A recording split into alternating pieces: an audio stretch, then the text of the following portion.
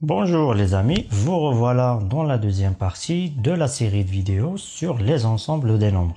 Aujourd'hui, nous allons voir l'ensemble Q des nombres rationnels. Les ensembles Z et N ne suffisent pas à mieux décrire notre univers. Prenons par exemple le cas où on veut diviser une unité en plusieurs morceaux ou fractions. N et Z n'arrivent pas à quantifier cette division, puisqu'ils décrivent combien on a d'unités. Pour cela, il faut définir un nouvel ensemble qui représente des parties ou parts de quelque chose. Par exemple, d'un objet, d'une distance, d'un terrain ou d'une somme d'argent. Considérons maintenant la situation suivante. Dans une réunion, les radins des réunis n'ont acheté qu'une seule pizza et que seul le directeur veuille la partager avec sa secrétaire. Alors, quelle quantité aura-t-elle chacun d'eux? La réponse est simple, nous avons une seule pizza divisée en deux entre deux personnes, donc un demi ou un sur deux. De même, s'ils ont décidé de la partager entre trois, nous aurons une sur trois.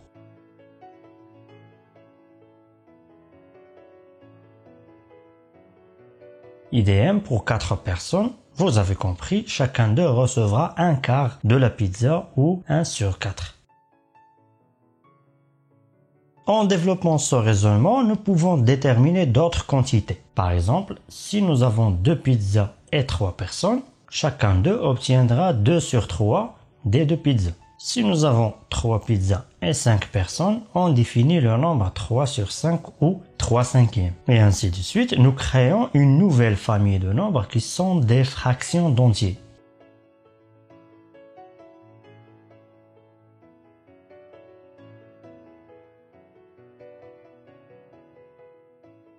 Supposons que nous ayons maintenant un crédit, disons de $50, et que 6 personnes veulent le rembourser. Alors, chacune d'elles devra un montant de moins 50 sur 6. S'ils sont 10 et que le crédit cette fois est de 100, alors ça serait moins 100 sur 10. Et ainsi de suite, vous remarquez que ces fractions peuvent être négatives.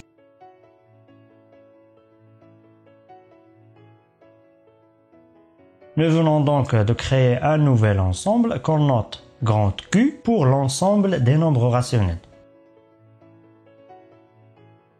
Sa construction se fait en prenant deux nombres quelconques de Z et en effectuant le rapport ou la division entre eux. Puis, soit en les laissant sous cette forme ou en les calculant. Mais attention, il faut éviter le cas où l'on divise sur 0, puisqu'une quantité partagée entre ou divisée sur rien n'a pas de sens. Donc c'est absurde et il est invalide.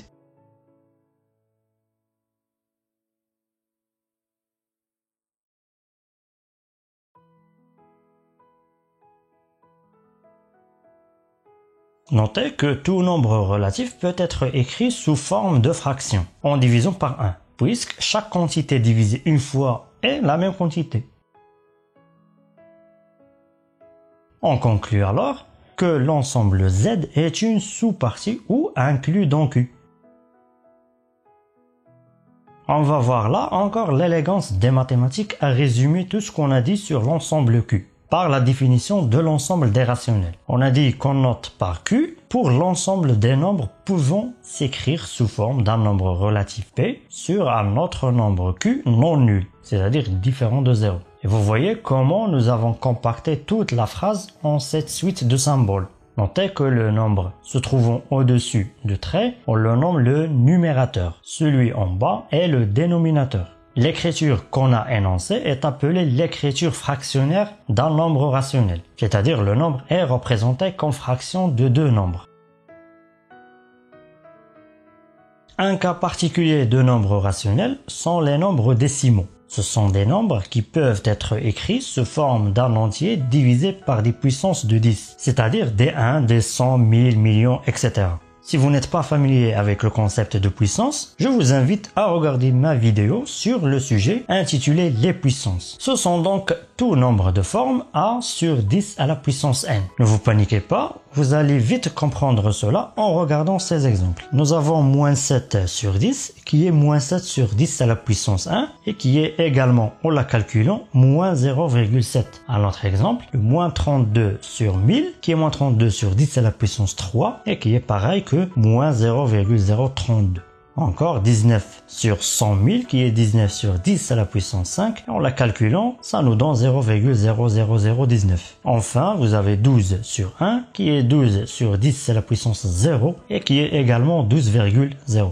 On remarque alors que le résultat de la division donne une autre écriture de ces nombres, avec un entier suivi d'une virgule, puis des chiffres après. C'est ce qu'on appelle la forme ou l'écriture décimale d'un nombre rationnel. Il faut savoir que cet ensemble n'est connu qu'en Europe, qu'on note par la D majuscule et qui est représenté comme suit. J'en profite de l'occasion pour vous montrer qu'en mathématiques, on définit un ensemble de deux manières. Soit avec cette écriture devant vous, dite en compréhension, qui le décrit à l'aide d'une propriété qui soit commune à tous les éléments de l'ensemble. Autrement, en donnant la définition de ces éléments. Soit en le décrivant en extension, quand on énumère entre accolades les éléments de cet ensemble, séparés les uns des autres par des virgules. Examinons maintenant une proposition très importante pour reconnaître les nombres rationnels. La proposition dit, et écoutez bien, si vous avez un nombre décimal avec un nombre fini de chiffres après sa virgule, ou une séquence de chiffres qui se répète sans cesse à l'infini après la virgule, alors ce nombre est rationnel.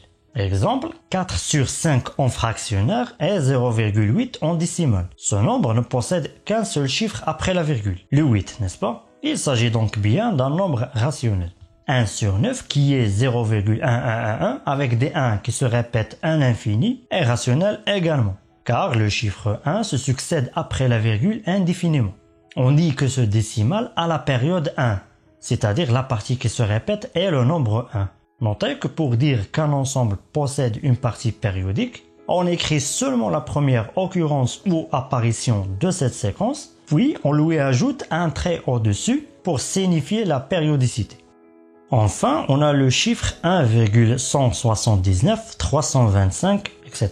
Si vous l'avez remarqué, il a une partie de chiffre qui se répète, le 325. Donc, il est bien un rationnel et ceci est la méthode pour reconnaître si des nombres avec la virgule appartiennent à l'ensemble Q des rationnels ou non. Maintenant, essayons de démontrer cette proposition dans les deux sens. Mais attention, cette partie n'est là que pour vous convaincre et savoir pourquoi cette proposition est vraie par cette démonstration. Si ça ne vous intéresse pas, vous pouvez sauter vers la prochaine section sans nul problème dans la compréhension. Si vous êtes encore là, bravo pour votre courage. Et commençons par démontrer d'abord qu'un ensemble rationnel sous sa forme fractionnaire admet toujours une écriture décimale finie ou périodique. Pour cela, il faut juste effectuer la division que vous avez apprise en primaire et qu'on appelle la division euclidienne. Je vais juste ici rappeler rapidement les étapes de la méthode à suivre pour obtenir le résultat de la division. En examinant l'exemple suivant de la division de 326 sur 7. Notons d'abord que le nombre qu'on veut diviser est appelé le dividende. Et celui par lequel on divise est le diviseur. La première étape consiste à voir combien on a de chiffres dans le diviseur. Et on regarde la même quantité chez le dividende. Si le nombre formé par ces quantités de chiffres est plus grande que le diviseur, on passe à la deuxième étape. Sinon, on augmente le nombre pris du dividende en ajoutant le chiffre suivant. Comme on a ici, donc 7 est un seul chiffre, donc on prend un chiffre du dividende, le 3. Mais 3 est plus petit que 7. Alors on ajoute le chiffre 2 et on a maintenant 32, qui est bien plus grand que 7. Passons donc à la deuxième étape, en cherchant combien de 7 est dans 32. On a 4 de 7 dans 32. Ensuite, on fait la différence du nombre pris du dividende avec le produit 4 fois 7. C'est-à-dire le 28. On se retrouve maintenant avec 4 comme résultat de la soustraction et tant qu'on n'a pas trouvé 0, on avance par l'ajout du chiffre suivant du dividende et on répète les mêmes étapes. Lorsqu'on finit tous les chiffres du dividende, on est avec deux résultats. Un en bas qu'on appelle le reste de la division et un autre nombre à droite qu'on appelle le quotient. Normalement, la division ne s'arrête que si on tombe sur un reste nul. Ou si on s'intéresse qu'à la partie entière, et dans ce cas, on a un reste. Ou bien si on trouve une séquence de chiffres dont le quotient qui se répète indéfiniment. Dans notre cas, cette division s'arrêtera après 7 chiffres après la virgule. Enfin, on voit qu'un nombre sous forme de division a toujours une représentation décimale, c'est-à-dire d'un entier suivi de chiffres après la virgule, ce qui montre la première partie. Maintenant, traitons l'autre sens. Un nombre écrit en décimale et un nombre fractionnaire et donc rationnel. Examinons le premier cas des décimaux finis. On a dans cet exemple 10,234 à 3 chiffres après la virgule, ce qui correspond à une division par 1000. Et par conséquent, on peut écrire ce nombre comme 10 234 sur 1000. De la même façon, le nombre 0,0051 peut être écrit comme 51 sur 10 000. Le deuxième cas concerne les décimaux périodiques. Pour démontrer que ce sont des fractions, suivons cette méthode. Dans la première étape, il faut faire apparaître la partie périodique, c'est-à-dire là où une séquence commence à se répéter. En regardant bien ce nombre, on voit que 2022 se répète, mais après 2 chiffres après la virgule, donc après le 1 et 3. Pour simplifier la démonstration, posons d'abord notre nombre égal à x. Donc, si on multiplie par 100, la virgule va se décaler de 2 chiffres à droite. Ainsi, il reste que la partie périodique après la virgule. Ensuite, on va décaler la virgule par la période qui est de 4 chiffres. Donc, en multipliant par 10 000. Maintenant, en comparant les deux chiffres, on voit que les deux ont la même partie décimale, ce qui nous motive à soustraire les deux pour éliminer cette dernière. Effectuons cette soustraction terme à terme et on aura 1 million fois x moins 100x donne 999 900x et l'autre terme va nous donner un nombre entier sans la virgule. Enfin, on peut obtenir le x qui est le nombre décimal périodique comme étant le rapport de 74 124 609 sur 999 900. Donc, on a vu que même si le nombre a une infinité de chiffres après la virgule, on y arrive quand même à l'écrire sous forme de fraction. Je vous rappelle, ne paniquez pas si vous n'avez pas bien compris. Vous pouvez regarder la troisième vidéo pour savoir comment on a réalisé ces opérations, puis revenez ici. Sinon, faites confiance en maths et prenez la proposition comme vraie. Dans ce qui suit, on va voir comment réaliser les opérations de base, c'est-à-dire addition et multiplication, mais avec des nombres rationnels. Sans tarder, commençons par l'addition et la soustraction. Retenez que la même règle s'applique que ce soit pour l'addition ou pour la soustraction. En réalité, il n'y a qu'une seule opération, l'addition des nombres qui peuvent être parfois négatifs, ce qui nous donne la soustraction.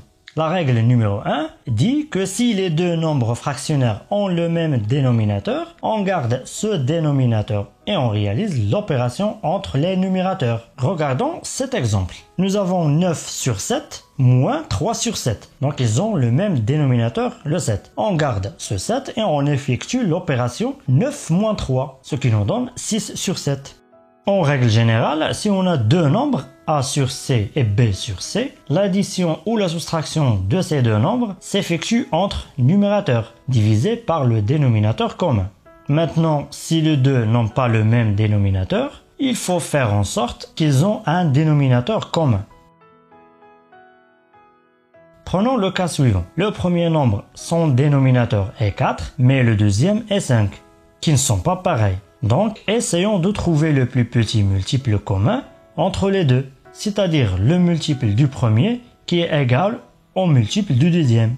Pour cela, regardons les multiples du premier en même temps que du deuxième et prenons celui en commun. Dans ce cas, c'est 20 ce qu'on cherche. Donc, multiplions le dénominateur et le numérateur du premier nombre par 5 et le deuxième nombre par 4. Et on aura 20 en dénominateur pour les deux. Enfin, on applique la règle numéro 1 pour les additionner puisqu'on a maintenant le même dénominateur. En règle générale, pour arriver à additionner ou soustraire deux fractionnaires, on multiplie les dénominateurs entre eux, puis le dénominateur de l'un, on le multiplie par le numérateur de l'autre. On garde le produit obtenu dans le dénominateur commun, puis on additionne le produit obtenu des numérateurs. Maintenant, passons à la simplification des fractions.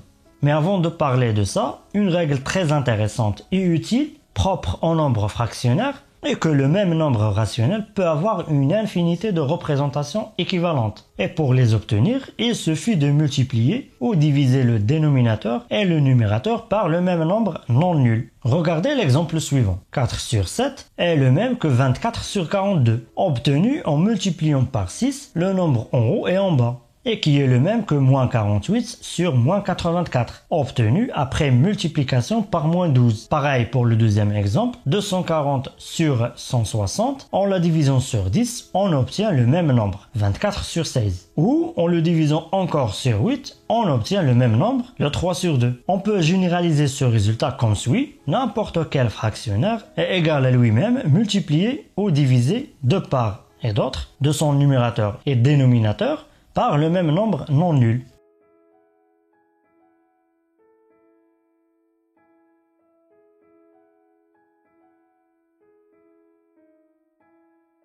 Pour la multiplication, c'est trop facile. On multiplie le dénominateur du premier nombre par celui du deuxième et le numérateur du premier nombre par celui du second. L'examination de ces deux exemples suffit largement pour comprendre la règle.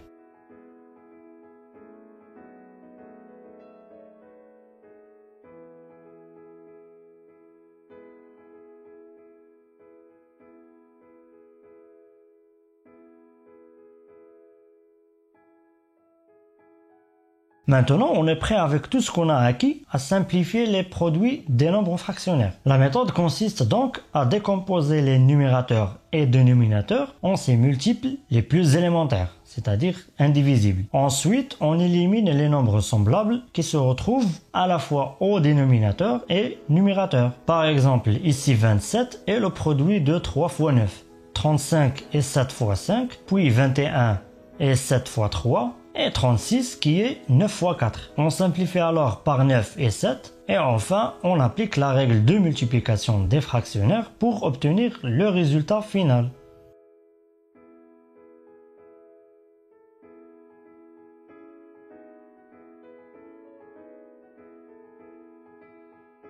Un autre concept plus intéressant est la notion de l'inverse d'un nombre, qui se définit comme le nombre par lequel on le multiplie pour obtenir 1.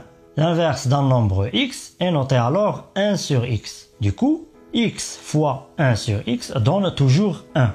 Mais attention, à condition que ce nombre x soit différent de 0. Pour mieux saisir cette notion facile, regardez attentivement les exemples suivants.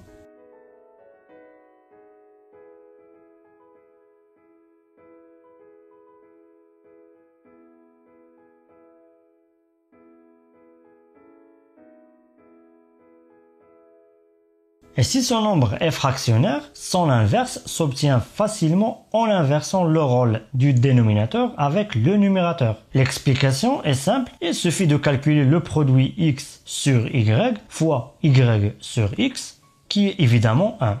Pour en finir, regardez ces exemples.